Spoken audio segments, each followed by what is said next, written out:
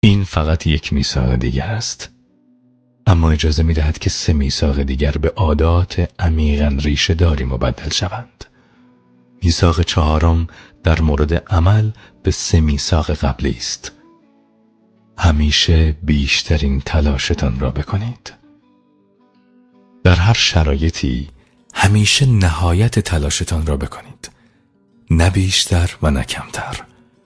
اما به خاطر داشته باشید که بیشترین تلاش شما همواره یکسان نیست. همه چیز زنده است و دائما در حال تغییر. پس گاهی اوقات بیشترین تلاش شما از کیفیتی عالی برخوردار است و گاهی اوقات به اندازه کافی خوب نیست. وقتی صبح سرحال و پر انرژی از خواب بیدار می شوید، بیشترین تلاشتان بهتر از زمانی است که شب است و خسته هستید.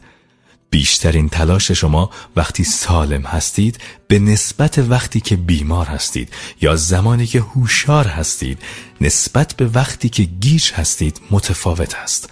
بیشترین تلاش شما بستگی به این دارد که خوشحال هستید یا ناراحت، یا خشمگین یا حسود. بیشترین تلاش شما نسبت به حالات روزانه‌تان ممکن است از یک لحظه به لحظه دیگر فرق کند، از یک ساعت به ساعت دیگر و از یک روز به روز دیگر. بیشترین تلاش شما همچنین ممکن است با گذشت زمان تغییر کند. با عادت کردن به این 4 میثاق، بیشترین تلاش شما به تدریج به مرتبه بهتری میرسد. بدون توجه به کیفیت، همچنان بیشترین تلاشتان را بکنید، نه بیشتر و نه کمتر.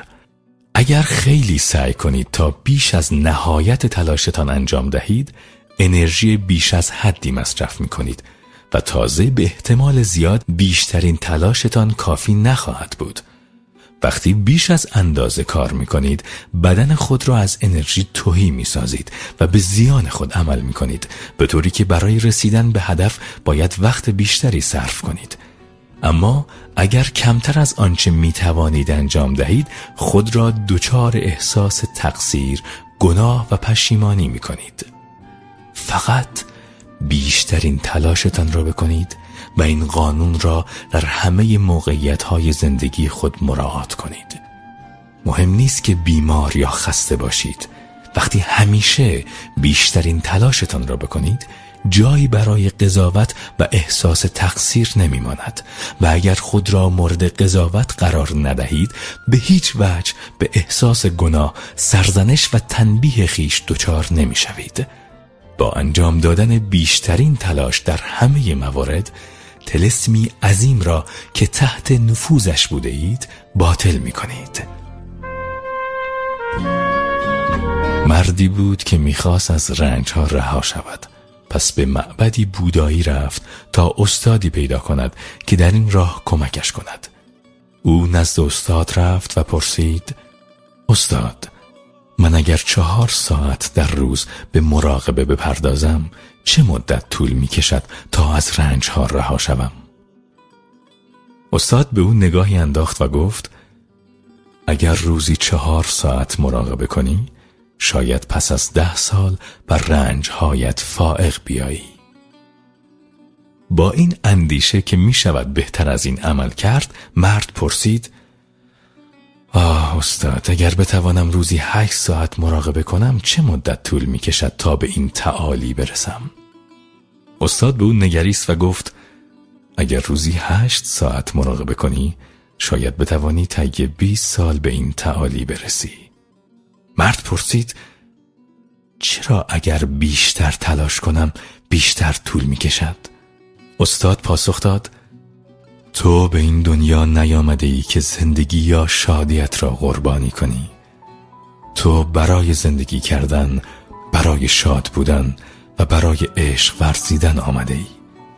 اگر با 2 ساعت مراقبه در روز بتوانی بهترین کاری را که میتوانی انجام دهی، اما به جای این کار 8 ساعت مراقبه کنی، فقط خودت را خسته میکنی و به هدفت نمیرسی و از زندگی لذت نمیبری. بیشترین تلاشت را بکن تا شاید بیاموزی بی توجه به اینکه چه مدت مراقبه میکنی، میتوانی زندگی کنی، عشق بورزی و شادمان باشی.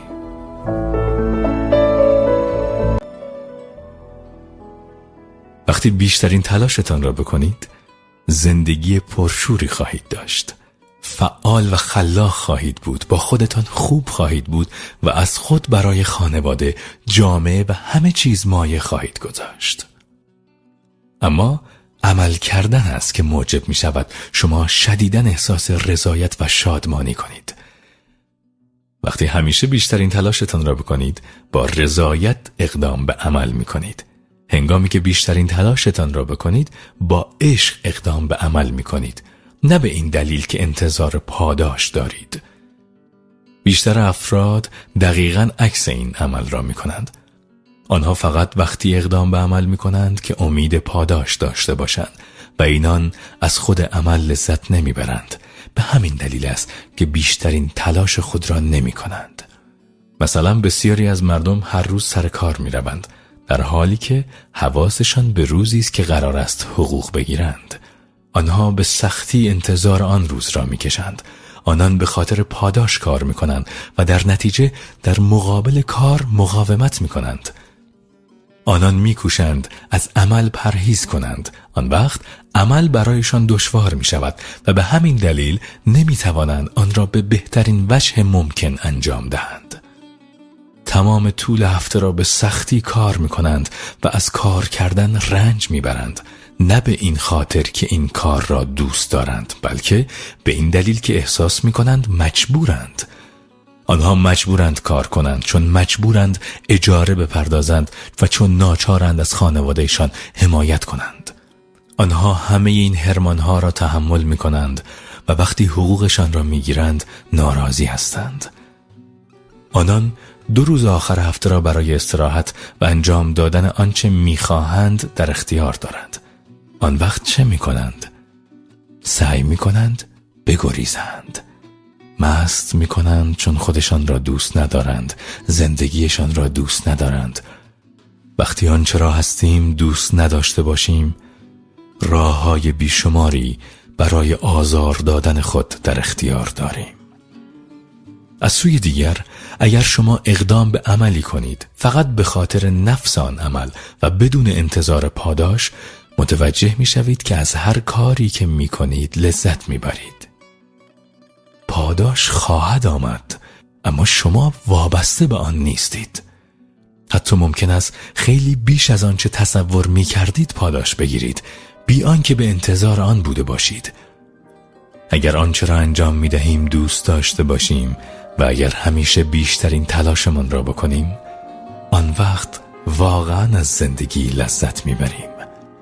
تفریح می کنیم، حوصله‌مان سر نمی رود و دچار حرمان نمی شویم.